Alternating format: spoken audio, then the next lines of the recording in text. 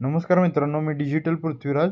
बघूयात आपण हे ओकेविनचा प्लॅटफॉर्म आहे. नवीन डिपॉझिट कसं करायचं बघा. खाली 4-5 ऑप्शन आहेत. होम ॲक्टिव्हिटी, प्रमोशन, वॉलेट आणि अकाउंट. अकाउंटला मी त्या ठिकाणी क्लिक केलेलं आहे. त्या ठिकाणी इथं डिपॉझिटला क्लिक करतोय. डिपॉझिटला क्लिक केले की सर्वांनी किती अमाऊंट करायची आहे. सर्वांनी पहिल्यांदा बघा या ठिकाणी एक्सपर्ट UPI QR जायचं. एक्सपर्टला त्यानंतर गेल्यानंतर इथं या पे आहे. QR या पेला करा.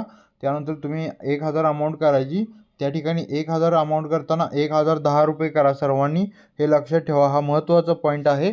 डिपॉझिट लगेच वॉलेटला येतं. 1010 रुपये केलेला आहे अमाऊंट. त्या ठिकाणी सिलेक्ट आपण आणि इथं UPIचं प्रोसेसिंग चाललेलं आहे. इथं बघू शकता डायरेक्ट पेटीएम, फोनपे ओपन होतं आहे. UPIमधनं करू शकता. मी काय केलं आहे, पेटीएम ओपन डायरेक्ट केलेलं आहे. पेटीएममध्ये 1010 रुपये अमाऊंट आलेली आहे. आता बँक मी माझी सिलेक्ट करतोय. पे सिक्युअरली 1010 रुपये मी त्या ठिकाणी पेमेंट केलेलं आहे. UPI पिन आपला टाकलेला आहे. वर नाव वेगवेगळे येतं. इथं ORB ॲडव्हायझरी सर्व्हिसेस येते. प्रत्येक ठिकाणी वेगवेगळे येतं. ओके, तर या ठिकाणी पेमेंट या ठिकाणी आपले कट झालेले आहे. हा UTR नंबर असतो 12 अंकी, कॉपी करायचं.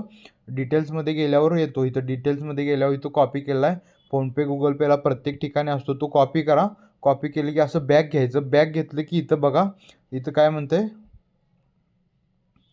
इथं सबमिट आहे. Input 12 digit here. सर्वात शेवटला बघा UTR सबमिट करा. इथं सबमिट आपण केलेलं आहे. सबमिटला क्लिक केल्यानंतर इथं सक्सेस आलेला आहे बघा. रिकमेंडेड पेमेंट मेथड्स सक्सेस झालेला आहे. सबमिट केलेला आहे.